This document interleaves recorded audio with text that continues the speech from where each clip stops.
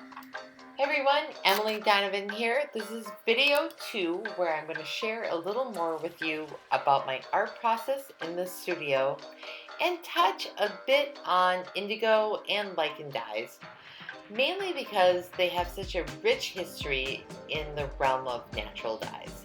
And I get very excited about both of them.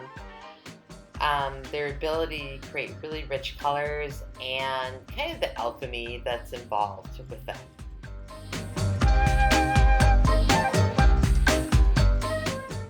So indigo as a plant is actually really amazing. It's just a green leafy plant with flowers, but it's been used throughout the world to make blue. And I get very excited about its ability and its cultural significance as a color.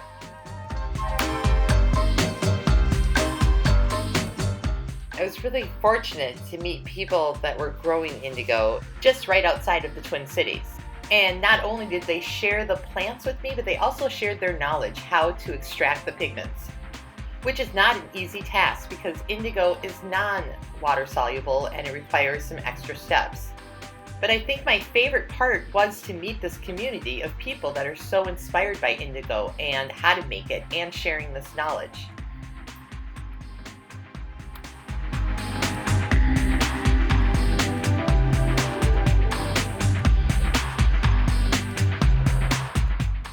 What you want to do is ferment it, and that part is like having a baby. Like, I've done it before, and if you ferment it too much, all is lost. The pigments are gone, which is so unfortunate if you spend all summer trying to grow these plants.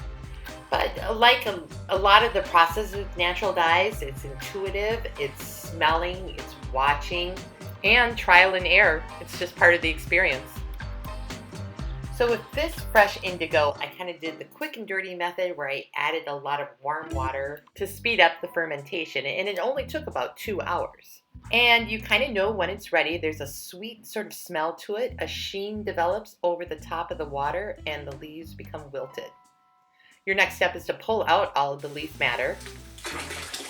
You add a lye material to it to raise the pH. Add oxygen and cross your fingers that it's going to work out. Each time you try to extract the pigments from the fresh material, there are going to be multiple variables of if it's going to be successful, but hopefully with experience you can develop a method that will work. So if you are successful and you do have pigments, you can strain them and then dry them out to be used later in an indigo vat. There are multiple ways of making a vat.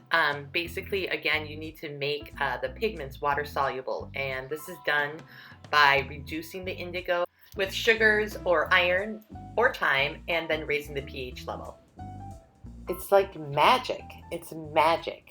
And indigo provides an opportunity for us to share and celebrate this amazing plant and the knowledge and create beautiful blues together.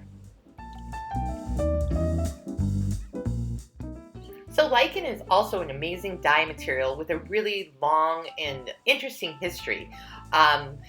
It also requires an extra step because the lichen pigments are not water soluble and they need to be extracted by fermenting them in ammonia, which can take up to 6 months.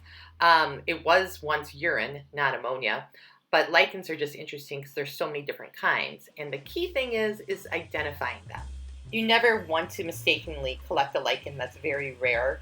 And some lichens will produce purple, some will not. So identification, again, is important. I was lucky enough to meet some lichenologists at the University of Minnesota who have been helping me with this project. So it's kind of like another rabbit hole of looking at lichens, but you can get these wonderful purples on wool. Just so far not on paper or on cotton. So it's ongoing. Trial and error.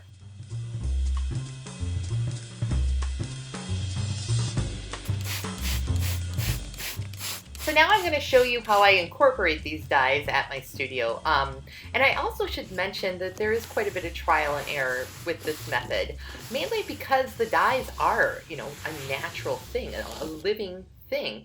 And there's some things that you can control, and there are many things that you cannot. It's as if that they had like a total time or lifespan. So you have to use them while they're fresh, and once they start to change, you have to dump them out. So you only have a certain amount of time. So I'm working on multiple pieces at the same time. But I think it's really fun and exciting to see like how the different levels and how the dye sort of moves throughout the paper, similar to like capillary action. And it creates its own marks. And those are things that I get excited about. And I will capture those by masking off with the wax and building up these layers. So the paper can be turned in different directions. You can get different effects from the way that the paper is handled within the tubes that I use.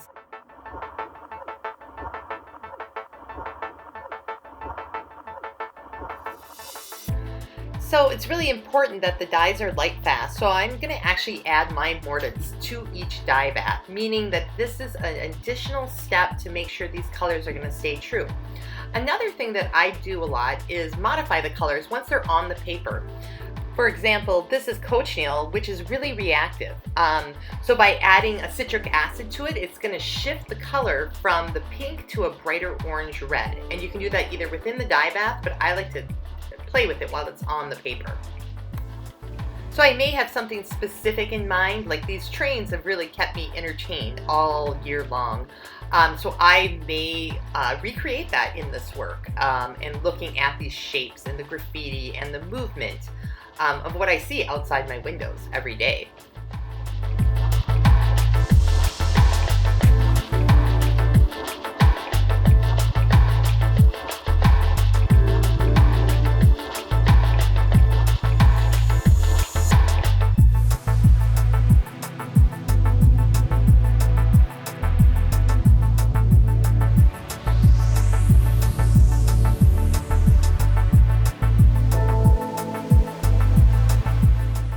So there's both this urban inspiration as well as the rural things that I find when I'm out foraging or collecting materials from nature. So thank you for joining me for the second video, and my third video is going to share the body of work that I created over this time span and go a little more into depth of color and what I'm thinking about when I'm creating the work. I also want to thank the Minnesota State Arts Board again for making this video project possible. And stay tuned for video number 3.